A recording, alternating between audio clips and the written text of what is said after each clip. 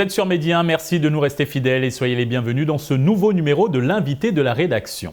Le rôle de la crèche est avant tout de proposer aux parents une solution de garde d'enfants. C'est aussi un espace qui permet d'accompagner les tout-petits dans leur apprentissage tout en favorisant leur sociabilisation grâce au contact avec d'autres enfants de leur âge ainsi qu'avec d'autres adultes que leurs propres parents. Tout au long de la journée ou une partie, les enfants sont encadrés par des professionnels de la petite enfance qui veilleront à leur épanouissement et leur sécurité. Pour comprendre l'importance de la crèche dans l'épanouissement des tout-petits, nous sommes avec Balel Sylvie Kenny, directrice de l'Alliance sénégalaise de la petite enfance et directrice de crèche. C'est un plaisir de vous recevoir sur ce plateau. Merci Alexis, ça fait plaisir d'être l'invité. Madame Kenny, une première question qu'on se pose en tant que parent, à quel âge est-il recommandé d'inscrire son enfant dans une crèche ? Bon, l'âge que je dirais recommandé pour inscrire un enfant dans une crèche, c'est vraiment 6 mois après que l'enfant ait vraiment pu être allaité par la maman. Mais de nos jours, avec les lois qui sont là pour les mamans, elles sont obligées de retourner assez tôt au travail. Donc, à partir de 2 mois, les crèches reçoivent les bébés. Et donc, quand les bébés sont reçus plutôt dans les crèches, on essaie de permettre aux parents là de venir de temps en temps avoir des moments d'allaitement avec les enfants. Mais cela n'indique pas un peu la relation entre mère et enfant ou enfant et parents d'aller trop tôt à la crèche? Non, non, non, pas du tout. Parce qu'un enfant qui s'en va très tôt à la crèche permet d'abord à la maman de souffler parce que porter un enfant pendant 9 mois, l'accoucher et puis ensuite devoir continuer à traiter l'enfant, parfois ça devient difficile pour le cerveau des mamans, d'où de certains problèmes qui viennent après la naissance d'un bébé. Donc amener l'enfant à la crèche au moins permet à la maman de savoir que l'enfant est dans un domaine où il y a la sécurité et tout ce qu'il faut pour que l'enfant soit bien développé et bien traité. Madame Kenny, concrètement, qu'est-ce que cela apporte aux enfants, mais aussi aux parents, en termes de bien-être personnel?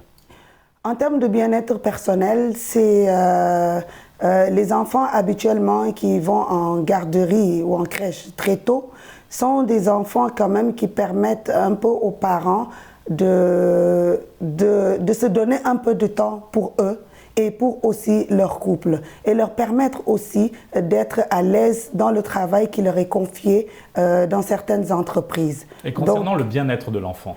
Pour le bien-être de l'enfant, l'enfant apprend à sociabiliser avec d'autres enfants.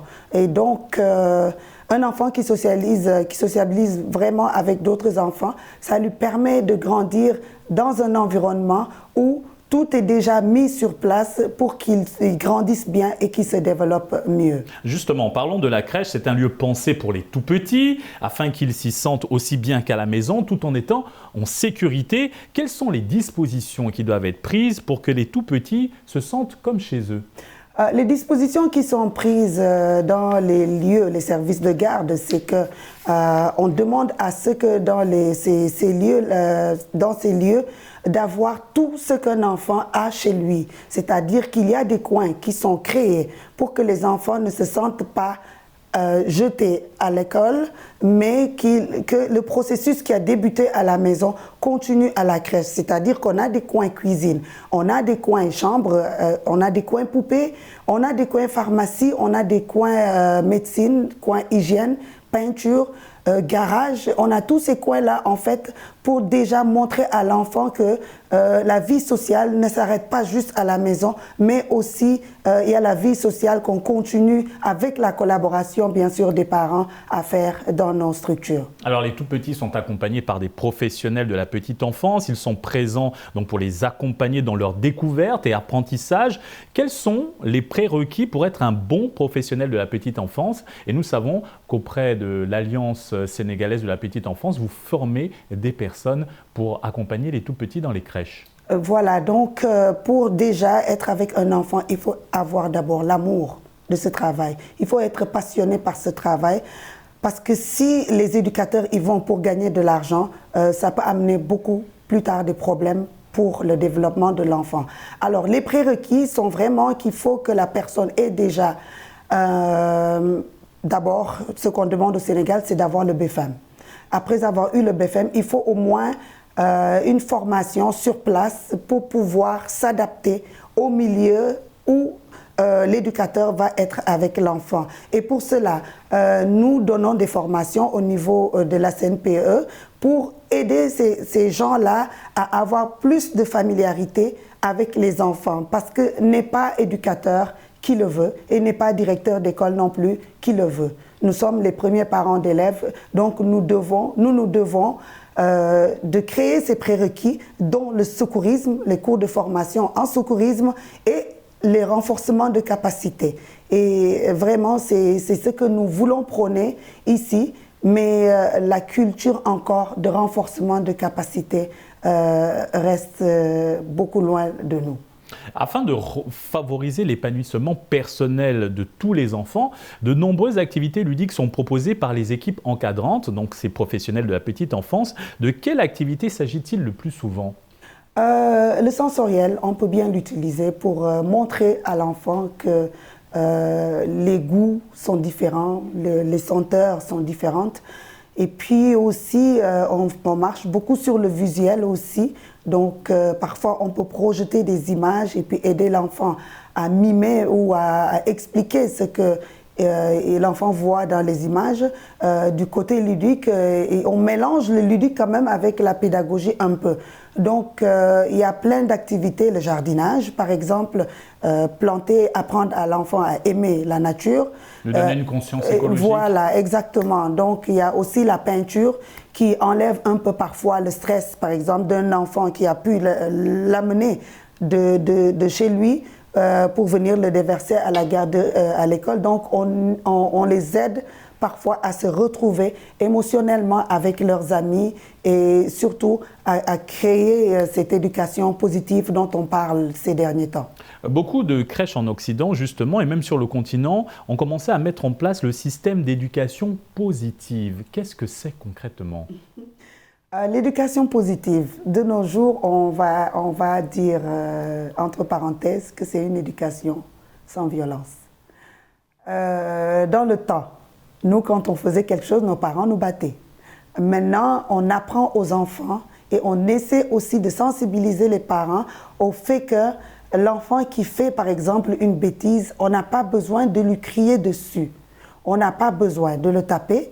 Par contre, on peut l'amener à comprendre que le geste qu'il a fait n'était pas le bon et d'une manière à discuter avec lui d'une manière beaucoup plus douce et d'une manière surtout à l'amener à comprendre qu'il y a autre chose que la violence dans la vie pour régler des conflits.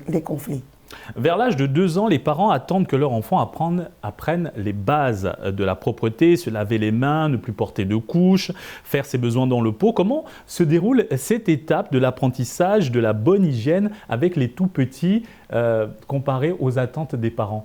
Quand un enfant est prêt à aller au pot, on suit l'enfant, savoir vraiment s'il est temps vraiment qu'on l'amène à faire, son hygiène tranquillement. Alors, souvent, on demande la collaboration des parents. Les parents doivent nous dire où est-ce qu'est rendu l'enfant d'abord. Et puis nous, à la garderie, ce qu'on fait, c'est vraiment essayer de calculer le moment où l'enfant, par exemple, prend de l'eau et lui demander de nous dire qu'il a envie de faire pipi ou l'amener carrément faire le pipi dans les toilettes. Et demain, par habitude, l'enfant saura qu'après avoir bu de l'eau, 1 heure après, il ira aux toilettes. Donc, c'est comme ça que nous aidons les parents, que ce soit pour l'hygiène ou que ce soit pour le moment des dodos, qui sont très difficiles aussi chez eux. Les enfants dorment difficilement et ils dorment tard. Et pour cela aussi, on aide aussi les parents à leur montrer des situations qui font que l'enfant doit venir en forme le lendemain et quelque chose qui va leur permettre d'aider l'enfant à se coucher plus tôt. Vous êtes la présidente de l'Alliance sénégalaise de la petite enfance. Quelles sont les actions que vous mettez en place pour favoriser un meilleur accompagnement de la petite enfance dans le pays ? Les actions que nous menons sont très simples. Là déjà, nous avons pensé créer une ligne téléphonique pour permettre à tout parent de nous joindre pour un problème que son enfant rencontre dans toutes sortes de crèches. Et nous, d'une manière confidentielle, on ira aider cette crèche-là à parfaire ce que le parent voudrait. Et nous avons des activités comme des webinaires que nous faisons, des Zooms sur la sécurité, la prévention, en somme sur les soins attentifs chez l'enfant. Nous avons aussi comme des points de presse que nous faisons souvent pour dénoncer les violences que nous voyons à l'extérieur et aussi pour sensibiliser les parents au fait que les acteurs de la petite enfance ne sont pas juste les directeurs ou directrices d'école ou éducatrices. Le premier acteur de la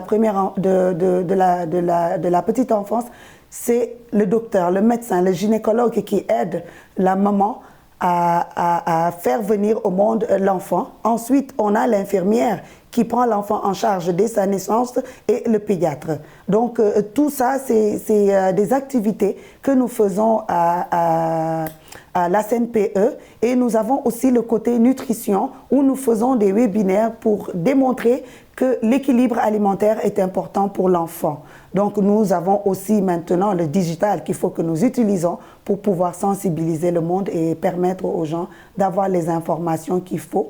Et aussi le programme pédagogique que nous avons avec le curriculum que l'État nous donne pour la petite, la moyenne et la grande section.